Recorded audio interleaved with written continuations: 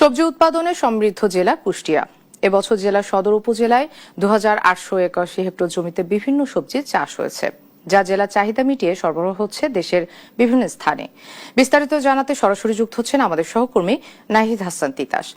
তিতাস, এ বিষয়ে কি বলছেন কৃষি বিভাগ? বিস্তারিত আমাদেরকে জানাবেন।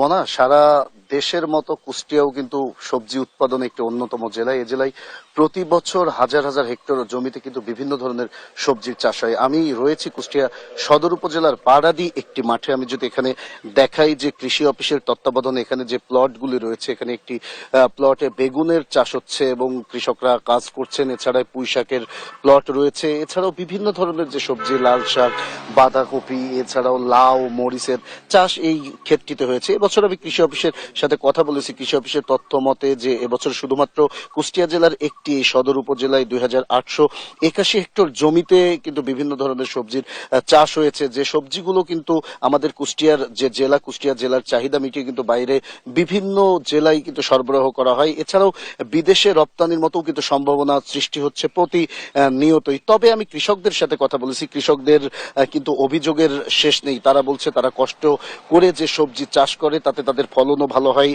কিন্তু তাদের লাভ নেই। কারণ তারা মধ্যস্বত্বা যে ভোগী রয়েছে, এই মধ্যস্বত্বা ভোগীদের কাছে কিন্তু এক প্রকার জিম্মি। বাজারে তাদের যে সবজির দাম 30 থেকে 40 টাকা বা 50 টাকা কেজি, সে সবজি কিন্তু তারা মাঠ থেকে বিক্রি করে 20 থেকে 22 টাকা কেজি দরে। তাই তারা বলছে তারা কষ্ট অর্জিত তাদের যে সবজি তার কিন্তু সঠিক মূল্য তারা পায় না, যার কারণে কিন্তু অনেক কৃষক যারা রয়েছে তারা কিন্তু মুখ ফিরিয়ে নিচ্ছে এই সবজি চাষের দিক থেকে। তাই কৃষকরা বলছে যদি এদিকে কৃষি অফিস থেকে শুরু করে যারা বাজার বিপণন কর্মকর্তা রয়েছেন তারা যদি এই বাজারটিকে নিয়ন্ত্রণ করতো তাহলে কিন্তু তারা লাভ পাত এবং এই সবজি চাষ কিন্তু আরো কৃষক আগ্রহী হয়ে তুলতো। এছাড়া কুষ্টিয়া জেলায় কিন্তু প্রতিনিয়ত বিভিন্ন যে নতুন বিদেশি জাতের সবজি সেগুলোর চাষও কিন্তু বেড়েছে, যেমন টিয়া জাতের করলা, এছাড়াও স্কোয়াশ চাষ। এই বিদেশি যে সবজিগুলো সেগুলোরও কিন্তু মাঠ জুড়ে এখন চাষ হচ্ছে এবং কৃষকরা এগুলো চাষ করতেছেন এবং কৃষকরা লাভও পাচ্ছেন। তবে এই যে মধ্যস্বত্বাভোগী এবং যারা বাজারের যে সিন্ডিকেট, যদি এই সিন্ডিকেট নিয়ন্ত্রণ না করা যায় তবে কৃষকরা বলছে কোনোভাবেই তারা লাভবান হবে না। ধীরে ধীরে কিন্তু তারা এই সবজির যে চাষ সেটা থেকে কিন্তু সরে আসবে এবং বিমুখ হবে।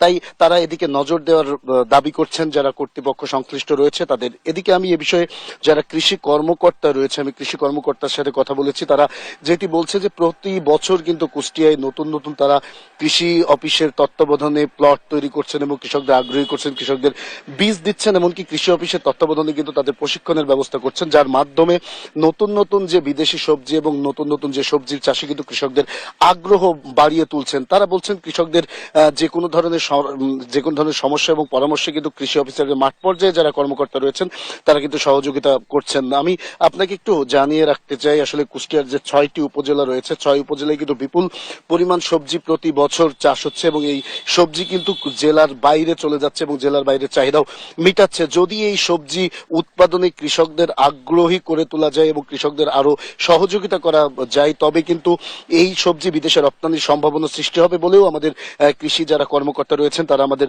জানিয়েছেন। সর্বশেষ এতটুকু বলা যায় যে আসলে কৃষি সমৃদ্ধ জেলা কুষ্টিয়ায় কিন্তু বিভিন্ন ধরনের যে সবজি উৎপাদন সেটি কিন্তু হচ্ছে। যদি শুধুমাত্র কৃষকদের পরামর্শ এবং ন্যায্য মূল্য প্রদান করা যায় তবে কিন্তু কৃষকদের যে ন্যায্য মূল্য পাওয়া যায় তাহলে এই জেলায় কিন্তু আরো সমৃদ্ধ হবে এই সবজি উৎপাদনে। এই ছিল কুষ্টিয়া থেকে সবজি উৎপাদন নিয়ে আমার কাছে সর্বশেষ খবর। মনা।